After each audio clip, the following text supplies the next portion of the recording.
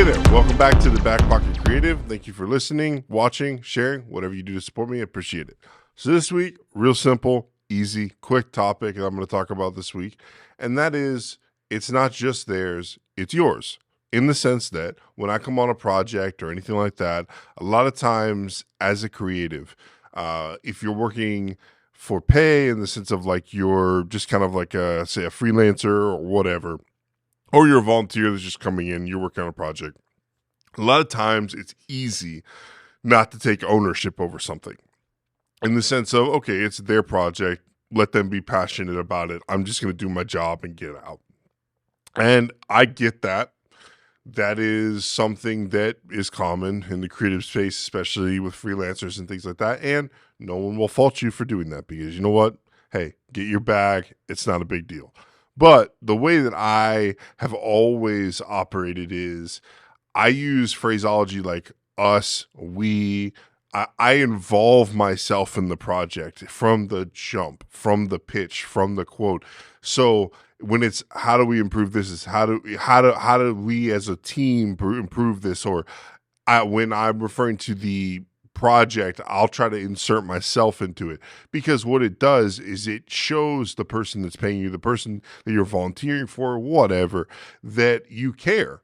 And the thing that I've learned is when I show that I care to somebody, a client, whoever, they'll let me in more. So then I'll learn more information. I'll have deeper understanding of the project. I'll be able to find angles of things that I wouldn't have been if I just acted like a outside perspective, just someone that was just doing a job. What I found is as I cared and inserted myself into the situation, I learned more, and then I was able to better my craft and better what I was doing there.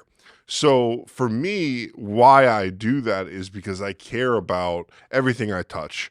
And so I want everything I do to be to the nine, everything to be perfect. And granted, it can't be, but I know there's steps in places that I can put in place within myself that I can go the extra step so that I can maybe jump some of my shortcomings when it comes to talent. Because if I care for something, I'm putting my all into something, I may be short in X, Y, or Z, but at least I'm there, at least I'm present, at least I care. So like one thing I do is I do my research. As soon as I find out I got a job or I'm working with somebody, I'll do my research on them. I'll do my research on the project, the church, the organization, the whatever product, and I'll show, okay, I'll bring something to the table that is right with their vision, right? And something that connects to them that immediately goes, oh, he knows about that? Well, how do you know about that? And so it gets me involved from the jump. So in the beginning, a lot of times, like I said, the guards go down and they let you in. And then another thing is, one thing I like to do a lot is ask sharp questions in the sense of, ask them why they want things the way they do. Hey, why are you wanting this specifically? Because if you do that, obviously you're showing that you're caring, but you're also getting them to unwrap things after you've gotten the walls to come down. So after they've kind of become disarmed, you can ask a pointed question or, hey, why does it need to be like this?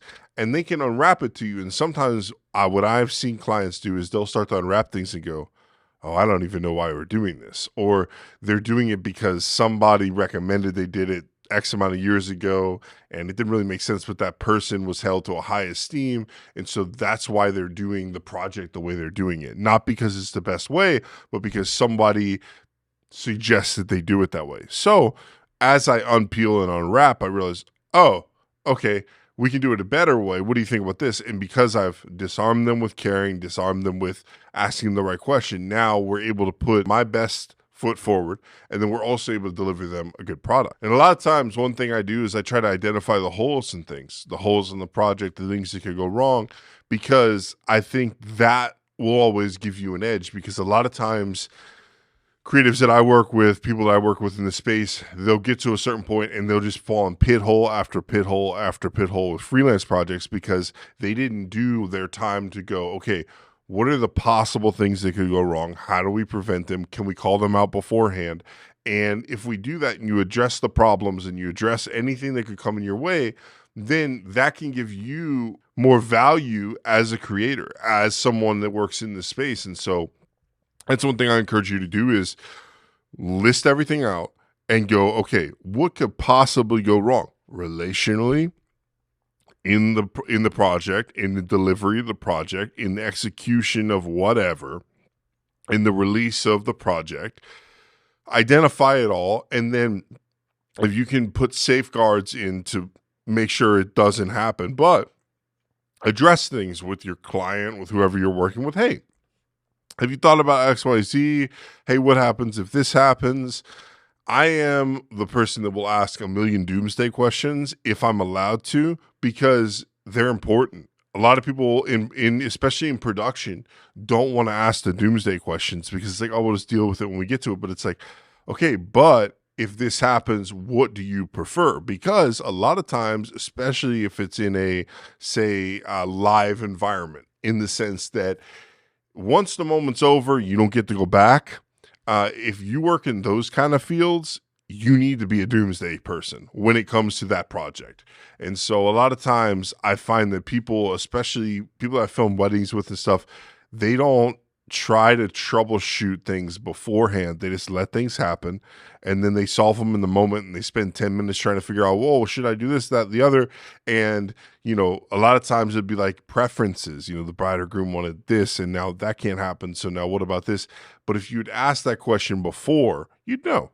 And I've seen that in live, especially production environments, XYZ doesn't fire off. So what's the expectation? You want us to wait and reload it, or do you just want us to go on, laugh it off? There's a bunch of different things you can do in that space. And so that's why it's very important for you as a creative to make sure you're establishing what could go wrong, and then you making sure you know what to do in those instances.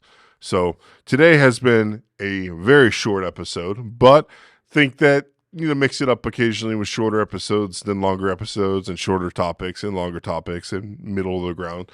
So appreciate you listening. Appreciate you watching. Whatever you do to support me. Thank you. See you next week.